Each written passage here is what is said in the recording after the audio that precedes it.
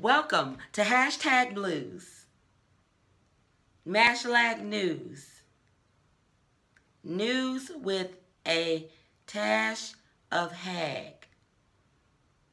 I'm April Louise. This is Hashtag News. The U.S. bombs the ISIS bank. ISIS brings in about $80 million in oil money every month. Another great reason to switch to a hybrid. And the USA destroyed millions in a tactical strike on one of their biggest banks. 50 civilian lives were risked to make this happen, and it worked. The building was leveled. The question is, have we found the ISIS financial planner, and can we bomb his 401k? The Playboy Mansion is for sale. The Playboy Mansion could be yours for the modest price of $200 million, but it comes with a catch. You would also get all the animals living there: monkeys, cockatoos, cranes, parrots, toucans, and a rare 89-year-old Hugh Hefner. The Hefner has to be fed 3 times a day and needs bunnies around to satisfy him.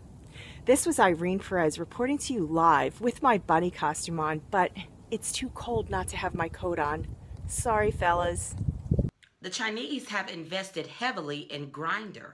The hookup app for gay men, Grindr, has just been invested in by the Chinese. It's no secret that in China, gay people are still discriminated against. Is this some small step in the right direction? Or are all the homophobic majority in China all secretly gay? More on this? Probably never. I'm Keisha Peart, reporting live from Astoria, New York. And now for 2 and 2. A woman in the U.S. faints every time she hears the word sex. This poses a moral dilemma to her boyfriends like you have never dreamed. And a very daring thief stuffed a snake down his trousers in a pet store.